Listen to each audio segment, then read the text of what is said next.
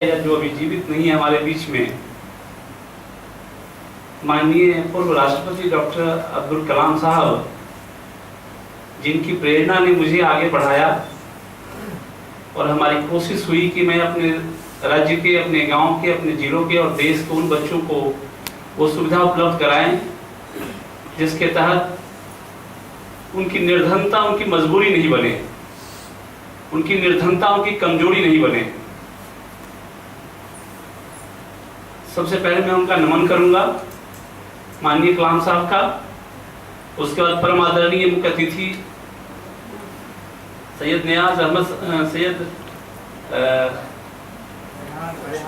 हाशमी साहब, माननीय अतिथि चेयरमैन और रोज माइंड के जितने भी हमारे कोऑर्डिनेटर्स हैं, उन सबों का मैं हार्दिक स्वागत करना चाहूँगा।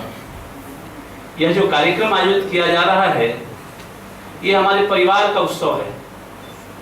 किसी बाहरी उत्सव, कोई बाहरी इसमें शामिल नहीं है। जो भी हमारे परिवार का उत्सव है, इसमें सभी परिवार के लोग शामिल हैं और हम चाहेंगे कि हम लोग आपस में इस बात की चर्चा करें कि हम समाज के उन गरीब बच्चों के लिए, उन नीडी बच्चों के लिए उनकी ज़रूरत को हम कैसे पूरा करें और उनको जो रोज माइंड की ओर से सुविधा उपलब्ध कराई जा रही है उसके लिए मुझे क्या व्यवस्था करनी चाहिए। एक दशक पूर्व रोज माइंड की का शुरुआत हुआ था। रोज माइंड की शुरुआत एक दशक पूर्व हुई थी।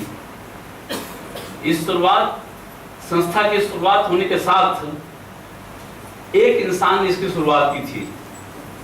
रविन्द्रनाथ की एकला चलो की जो पंक्ति है, उस ताकत के साथ मोहम्मद अवैध शंबर साहब ने इसकी शुरुआत की थी और कई लोग इस कारवां में आते हैं, उसमें मैं भी शामिल हो गया। मुझे ये पता नहीं चल पाया कि मैं कब शामिल हुआ और क्या क्या काम करने लगा, लेकिन जैसे जैसे इस कार्यक्रम में मैं शामिल होता गया, हमारे बीच हजारों छात्रों की भीड़ उमड़ती गई और आज हम उन छात्रों के लिए चहेते बन गए हैं। रोज माइंड उसका एक अपना प्लेटफॉर्म बन गया है।